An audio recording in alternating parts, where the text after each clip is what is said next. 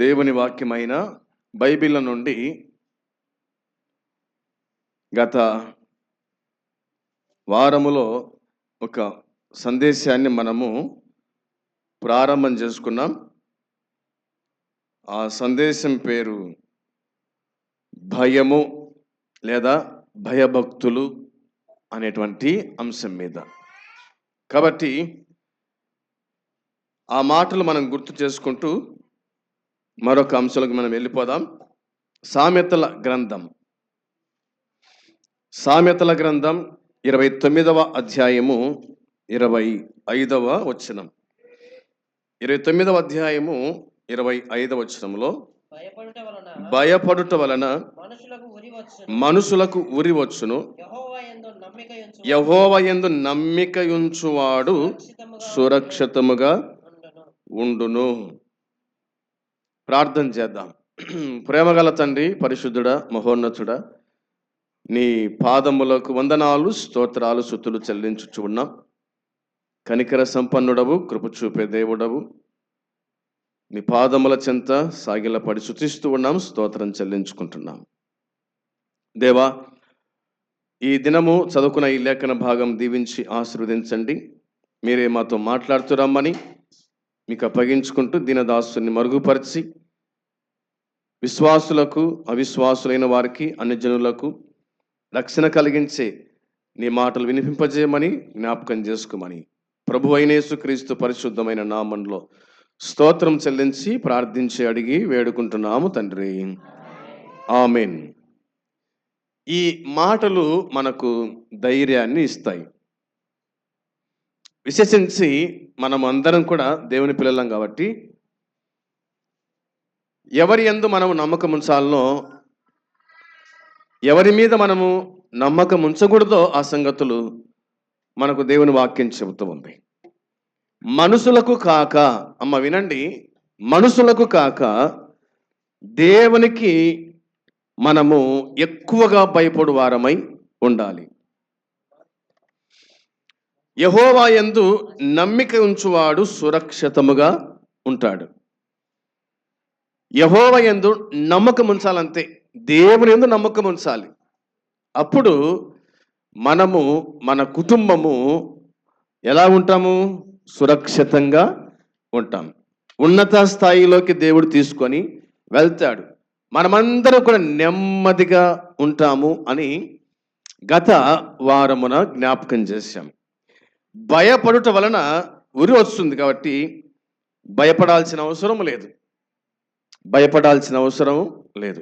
ఎందుకంటే ఏదో ఒక దినం ముందు ఖచ్చితంగా దేవుడు మనల్ని ఒక స్థాయికి తీసుకుని వస్తాడు, ఒక ఉన్నత స్థలానికి తీసుకొని వస్తాడు.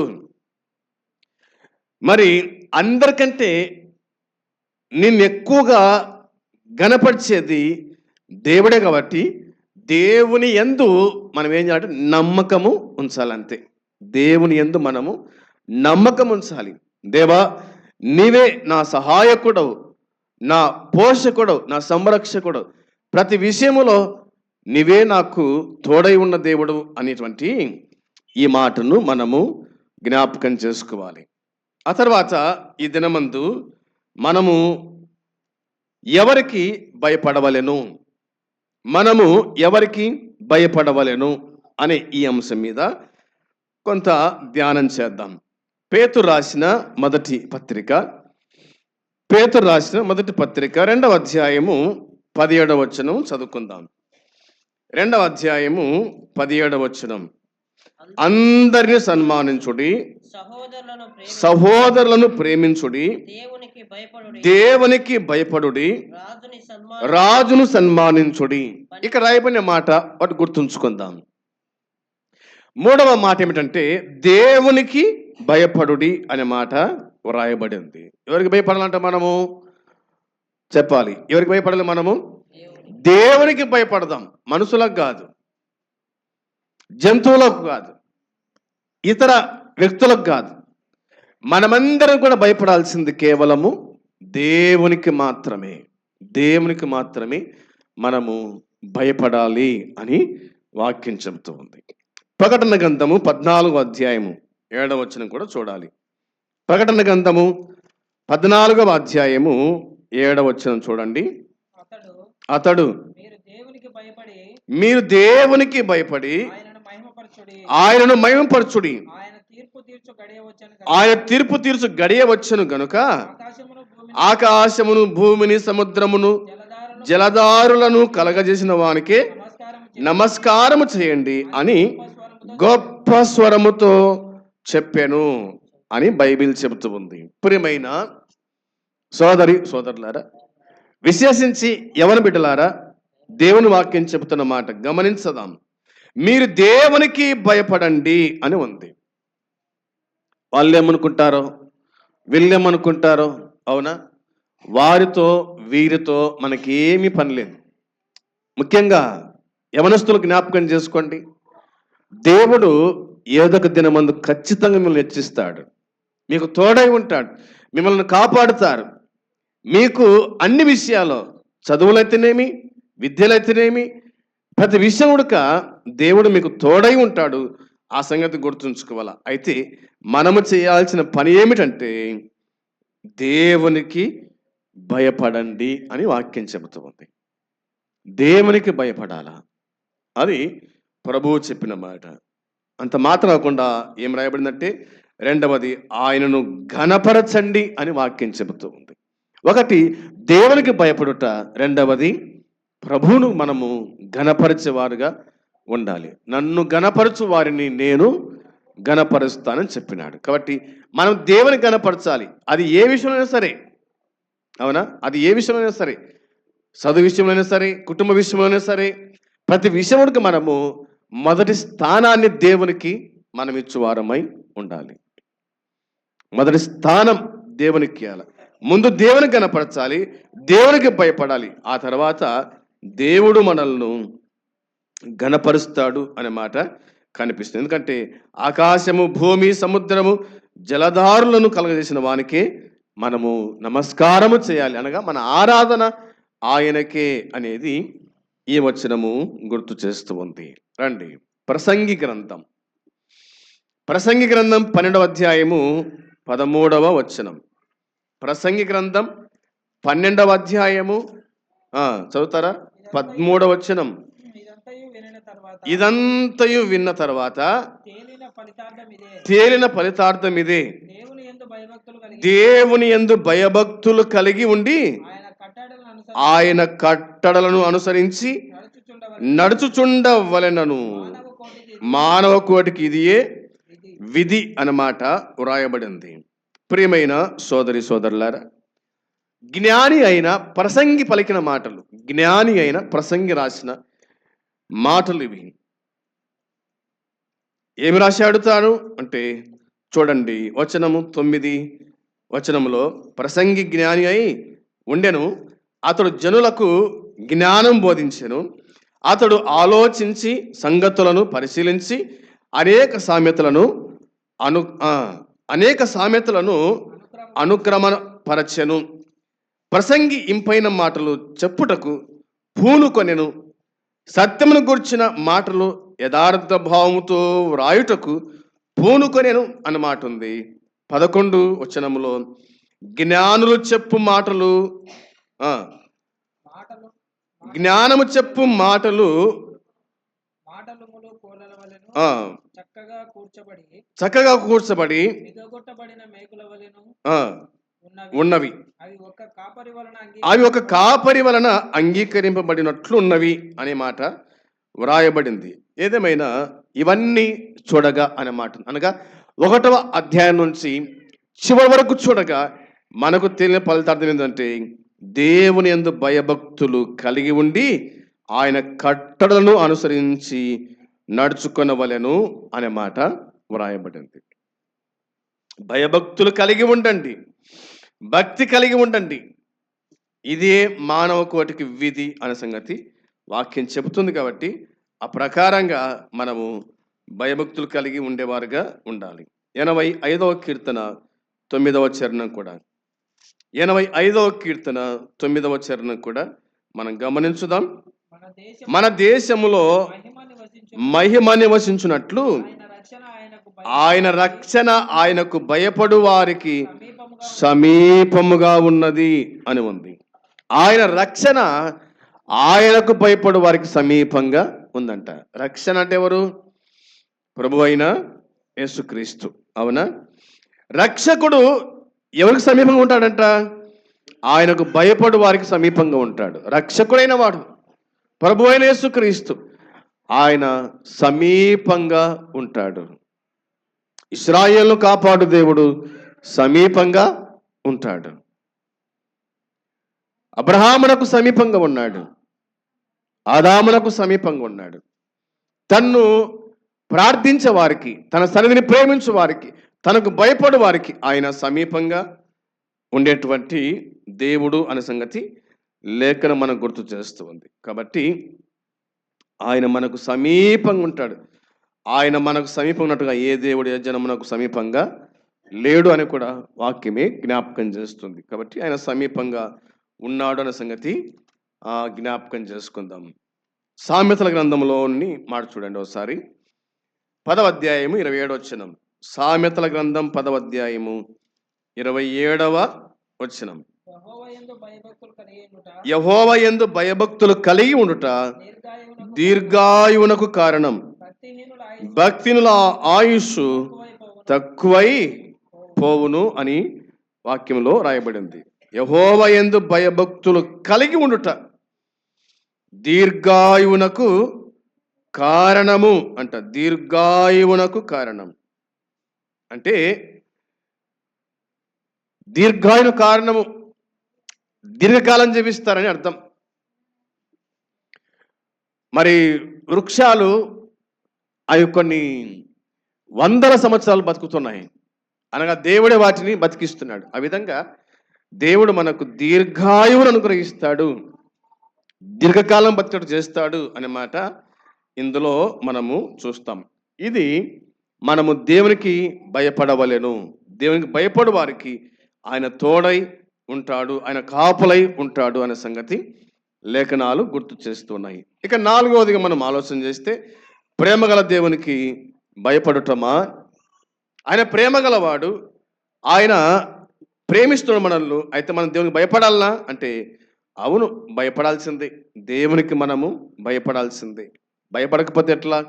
ఆయన పోషిస్తున్నాడు, సంరక్షిస్తున్నాడు, కాపాడుతున్నాడు, అన్ని విధాలుగా ఆదరిస్తూ ఉన్నాడు, ఆదుకుంటున్నాడు. కాబట్టి మనము దేవుని ఖచ్చితంగా భయపడాలని వాక్యము చెప్తూ ఉంది. ఎబ్రీ పత్రిక 10వ అధ్యాయము 31వ వచనం చదువుకుందాం. ఎబ్రీ పత్రిక 10వ అధ్యాయము 31వ వచనములో, జీవము గల దేవుని చేతులు పడుట బహు భయంకరం అంటే రాయబడింది. అర్థమైంది మాట. ఎందుకు మనం దేవునికి భయపడాలంటే ఆయన చేతులు పడుట బహు భయంకరం. జైల్లో పడితే మనము విడుదలై రావచ్చు, అవునా? అయితే దేవుని చేతులు పడితే మాత్రము మనకు విడుదల అంటే ఏమీ ఉండదు. అందుకోసమే దేవునికి మనము భయపడు వారమై ఉండాలి అని వాక్యములో మనం చూస్తున్నాం. అది కూడా జీవము గల దేవునికి మనము భయపడు వారమై ఉండాలని ఇందులోని మాట మనం గుర్తుంచుకుందాం. ఇంకా సామెతల గ్రంథము 9వ అధ్యాయము 10వ వచనం కూడా చూద్దాం. 9వ అధ్యాయము 10వ వచనం. యెహోవా యందు భయభక్తులు కలిగి ఉండుటయు జ్ఞానమునకు మూలం, పరిశుద్ధ దేవుని గురించిన తెలివియే వివేచనకు ఆధారము అని రాయబడింది. వినండి, ముఖ్యంగా మనమందరం వినవలసిన మాట ఏమిటంటే, యెహోవా యందు భయభక్తులు కలిగి ఉండుటయే జ్ఞానమునకు మూలము అని రాయబడింది. జ్ఞానమిచ్చు వాడెవరు? దేవుడే కదా. మరి జ్ఞానమిచ్చు వాని యొక్క సన్నిధిలో మనము ప్రార్థించు వారమై ఉండాలి. ఓ మాట రాయబడి చూడండి. యాకోబు పత్రిక 1:5 అనుకుంటాను. యాకోబు పత్రిక 1వ అధ్యాయము 5వ వచనం ఏం చెప్తుంది? మీలో ఎవరికైనాను జ్ఞానము కొదవగా ఉన్న ఎడల అతడు దేవుణ్ణి అడగవలెను, అప్పుడు అది అతనికి అనుగ్రహింపబడును. ఆయన ఎవరిని గద్దింపక అందరికి ధారాళముగా అందరికి ధారాళంగా దయచేవాడు. జ్ఞానం తక్కువ ఉందా? అయితే ఏం చేయాలా? దేవుణ్ణి మనము అడిగేవారుగా ఉండాలి. ఇద్దరి మందు ఒక యవనస్తుడు నా దగ్గరకు వచ్చాడు, ప్రార్థన చేయమని చెప్పాడు. ఎందుకు ప్రార్థన అంటే చదివింది ఏది కూడా ఎక్కదంట పైకి. అర్థమైంది మాట? చదివింది ఏది కూడా మైండ్కి ఎక్కదంట. ఒక పాప వచ్చింది, ఒక పాప వచ్చింది. ఆ పాప అంటుంది, అన్న వాళ్ళు ఏం చెప్తున్నారు నాకేం అర్థం కాదు అంటుంది. అది కూడా ఏ స్కూల్ అంటే జ్యోతి స్కూల్. మళ్ళా జ్యోతి స్కూల్లో ఏం చెప్పేది సారు టీచర్ ఏం చెప్పింది నాకు ఏమి ఎక్కదన్నా, నాకేం అర్థం కావడం లేదు. ఓకే పోతున్నా వచ్చున్నా కానీ నాకు ఏం అర్థము కావడం లేదు, ఎక్కడం లేదు, అసలు నా కోసం ప్రార్థన చేయన్నా అని. ఎందుకు ఎక్కడం లేదు వాళ్ళకు? చదువు మీద దృష్టి ఉందా? చదువు మీద ధ్యాస ఉందా? చెప్పేటువంటి ఆ మాటల మీద దృష్టి ఉంటే కనుక ఎందుకు కాదు? మనలో చాలా మంది ఇట్లా ఉన్నారు. మైండ్ ఏమో బాడీ ప్రజెంట్ ఉంది, మైండ్ ఏమో ఆబ్సెంట్ ఉంది. నిద్రపోతున్నారు చూడండి. నిద్రపోవద్దు. ఇక్కడ మనసు ఉంది, లేదా ఇక్కడ బాడీ ఉంది, ఎక్కడో మనసు. అవునా? చదువు మీద దృష్టి ఉంచాలి, చదువు మీద శ్రద్ధ ఉండాలి. ఇవన్నీ మనసులో ఉండాలంటే మనం ఏం చేయాలంట? ప్రార్థన చేయాలి అని వాక్యము గుర్తు చేస్తూ ఉంది. ఈ మాట చూడండి, మనం చదువుకున్నాం ఇప్పుడే. కొదగ ఉంటే ఎవరిని అడగాలంట? దేవుణ్ణి అడగండి, ఎంత చాలు, దేవుడు ఇస్తాడు. దేవుని పాదాల చెంత మొరపెట్టండి. ఒక తల్లిగా, ఒక తండ్రిగా, ఒక బిడ్డగా మనమందరం కూడా ప్రభు సన్నిధిలో మొరపెడితే ఆయనే మనకు జ్ఞానము ఇస్తాడు. చదివిందంతా కూడా మనకు గుర్తు చేస్తాడు అనేది మనం జ్ఞాపకం చేసుకోవాలా. మంచిది. బైబిల్ చెప్తున్న మాట ప్రకారంగా మనం ఆలోచన చేయగా వాక్యం ఇలా గుర్తు చేస్తుంది. యెహోవా యందు భయభక్తులు కలిగి ఉండుటయే జ్ఞానమునకు మూలము. జ్ఞానానికి మూలం, జ్ఞానానికి మూలం. పరిశుద్ధ దేవుని గురించిన తెలివియే వివేచనకు ఆధారము అని దేవుని వాక్యము మనకు గుర్తు చేస్తూ ఉంది. దేవుడే మనకు ఆధారం, ఆయనే మనకు జ్ఞానము అన్న సంగతి మనము గుర్తుంచుకోవాలి. మనం చెప్పుకున్నాం, ప్రేమగల దేవునికి భయపడటమా అనే మాట నిజమే. ఆయన ఏమై ఉన్నాడో చూడండి. యోహాను రాసిన మొదటి పత్రిక 4వ అధ్యాయము 8వ వచనం. 4వ అధ్యాయము 8వ వచనంలో రాయబడిన మాట గుర్తు చేసుకుందాం. దేవుడు ప్రేమ స్వరూపి. దేవుడు ప్రేమ స్వరూపి. ప్రేమ లేనివాడు దేవుణ్ణి ఎరగడు. ఏదేమైనా దేవుడు ప్రేమ స్వరూపి కాబట్టి మనము దేవునికి భయపడు వారమై ఉండాలి. దేవుడు మన మీద చూపుతున్న ప్రేమ అపరిమితమైంది అనేది వాక్యము మనకు గుర్తు చేస్తూ ఉంది. గలతీ పత్రిక 6వ అధ్యాయం కూడా చూద్దాం. గలతీ పత్రిక 6వ అధ్యాయము 7-8 వచనాలు. 6వ అధ్యాయము 7-8 వచనాలు. మోసపోకుడి, దేవుడు వెక్కిరింపబడడు. మనుషుడు ఏది విత్తునో అదే ఆ పంటనే కోయును. ఎలయనగా తన శరీరేచ్ఛలను బట్టి విత్తువాడు తన శరీరము నుండి క్షయమను పంట కోయును. ఆత్మను బట్టి విత్తువాడు ఆత్మ నుండి నిత్య జీవమను పంట కోయును అని వాక్యం చెబుతుంది. మోసపోకుడి, మోసపోకుడి, దేవుడు వెక్కిరింపబడడు అనే మాట వ్రాయబడింది. ప్రియమైన సోదరి సోదరులారా, మనము మోసపోతుంటాం కాబట్టి మోసపోకండి. దేవుణ్ణి మనం వెక్కింతపాలు చేయలేము కదా, అవునా? భయం ఉన్నట్టుగా ప్రవర్తిస్తాం. దేవుడు అంటే భయం ఉన్నట్టుగా, దేవుని దాసులంటే భయం ఉన్నట్టుగా ప్రవర్తిస్తాము, కానీ అందులో భక్తి ఉండదు, అందులో భయం అంటూ ఉండనే ఉండదు. కాబట్టి ప్రభు ఈ మాట అన్నాడు, మోసపోకుడి, దేవుడు వెక్కిరింపబడడు అనే మాట. మనం ఆయన మోసం చేస్తాం అనుకుంటాం, కానీ మనము మోసం చేయలేం. సమస్త జ్ఞాని కదా ఆయన. కాబట్టి మనం దేవునికి భయపడు వారమై ఉండాలి. 34వ కీర్తన 9వ వచనంలో 34వ కీర్తన 9వ వచనం రాయబడిన మాట, యెహోవా భక్తులారా ఆయన యందు భయభక్తులు ఉంచుడి. ఆయన యందు భయభక్తులు ఉంచు వారికి ఏమియు కొదవ లేదు. ముఖ్యంగా యవనస్తులారా జ్ఞాపకం చేసుకోండి ఈ మాట. మీరు చూడండి, ఆ మాట చూడండి, మీరు ఆ మాట చూడండి. 7వ వచనం చెప్తున్న మాట, 9వ వచనం చెప్తున్న మాట ఏంటంటే, యెహోవా భక్తులారా ఆయన యందు భయభక్తులు ఉంచండి. ఆయన యందు భయభక్తులు ఉంచు వారికి ఏమీ కొదవ కాదు. దేవుని యందు భయభక్తులు ఉంచు వారికి ఏమీ కొదవ లేదు. అందుకోసమే నేను చెప్పే మాట ఏంటంటే, లేదా బైబిల్ చెప్పేదంటే, ప్రతి ఉదయాన్ని యవనస్తులని మీరు బాగా గుర్తుపెట్టుకోండి, ప్రతి ఉదయాన్ని ప్రభువును మనము సమీపించు వారమై ఉండాలి. ప్రతి ఉదయాన్ని ప్రభువును సమీపించాలి అనగా ప్రార్థనలో మనం కొనసాగాలి, ప్రార్థన చేసుకోవాలా. రెండవది బైబిల్ చదువుకోవాలా. అప్పుడు దేవుడు మనల్ని ఘనపరుస్తాడు, హెచ్చిస్తాడు. ఆయన మనల్ని ఒక ఉన్నత స్థాయిలోకి తీసుకొస్తాడు. ఆయన మనల్ని, అది ప్రతి ఒక్కరు గుర్తుంచుకోవాలి. ఎందుకంటే ఆయన ఆ విధంగా చేయగలడు కాబట్టి ఆయన చెప్పాడు ఈ మాట. జ్ఞాపకం ఉంచుకుందాం. 10వ వచనం చెప్తున్న మాట ఏమిటి? సింహపిల్లలు లేమిగలవై ఆకలి కొనునేమో. అవునా? సింహపిల్లలు లేమిగలవై ఆకలి కొనును, యెహోవాను ఆశ్రయించు వారికి ఏ మేలు కొదువై ఉండదు. అంతే, కొదువై ఉండదు. పిల్లలారా, మీరు వచ్చిన మాట వినండి. యెహోవా యందు భయభక్తులు మీకు నేర్పుదును అని వాక్యం చెబుతుంది. నా మాట వినండి, నా మాట వినండి. మనమందరం కూడా దేవుని మాట వినాలి. అప్పుడు దేవుడు మనకు ఏం నేర్పుతాడంట? భయభక్తులు నేర్పుతాడంట. ఆయన మాట వింటే చాలు, ఆయన నేర్పుతాడు. ఆయన మాట వింటే చాలు, ఆయన మనల్ని పోషిస్తాడు, సంరక్షిస్తాడు, తగిన జ్ఞానం ఇస్తాడు, ఆయన మనల్ని హెచ్చిస్తాడనే సంగతి వాక్యము చెబుతుంది. ఆ విధంగా మనం దేవునికి భయపడచ్చు, దేవుని మాట వింటూ ఆయన సన్నిధిలో నిత్యము గడుపుదాం.